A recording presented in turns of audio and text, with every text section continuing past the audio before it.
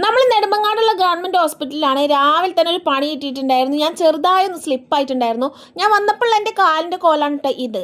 അങ്ങനെ നമ്മളിതാ ഡോക്ടറിനൊക്കെ കാണിച്ച് എക്സ്റേ എടുക്കാൻ വന്നപ്പോൾ ഇവർ പറയുകയാണ് എക്സ്റേ ഇല്ല, എക്സ്റേ മെഷീൻ കംപ്ലൈൻ്റ് ആണെന്ന്. പറഞ്ഞിട്ട് കാര്യമില്ല. എന്ത് പറ, ഡോക്ടർ ഇല്ലാത്ത എക്സ്റേ ഇല്ലാത്തതിനെ കുറിച്ച് എന്താണ് താങ്കൾക്ക് പറയാനുള്ളത്? എക്സ്റേ ഇല്ലാതെ അടച്ച് പോട്ടാണ്, സമയം കഴിഞ്ഞില്ല. കാലിൻ്റെ കളറും മാറി നീരും വന്നു കേട്ടോ. നമുക്കിനി രക്ഷയില്ല, എക്സ്റേ എടുത്തേ പറ്റുള്ളൂ. അതുകൊണ്ട് നമ്മൾ നേരെ പോയത് നെടുമങ്ങാട് ഹോസ്പിറ്റലിൻ്റെ നേരെ ഓപ്പോസിറ്റുള്ള മെട്രോയിലാണ് കേട്ടോ.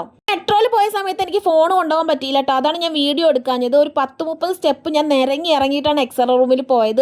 മാത്രമല്ല അവർ നമ്മളെ പാർക്കിങ്ങിനും സമ്മതിച്ചിട്ടുണ്ടായിരുന്നില്ല. ഭയങ്കര റൂഡായിട്ടാണ് പെരുമാറിയത്.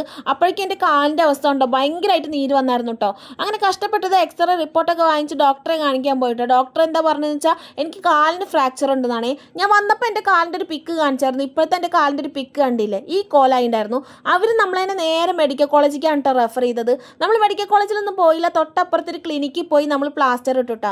യാതൊരുവിധ നെസസറി ഫെസിലിറ്റീസും ഇല്ലാതെയാണ് ഈ ഹോസ്പിറ്റലിൽ പ്രവർത്തിക്കുന്നത്. ഇത് ഞാൻ നേരിട്ട എൻ്റെ ഒരു അനുഭവമാണ് കേട്ടോ. ഈ OP കൗണ്ടറിൽ നിൽക്കുന്ന സ്റ്റാഫുകളെ വിചാരം നമ്മൾ ദാനം ചോദിച്ചു തന്ന മാതിരിയാണ് കേട്ടോ.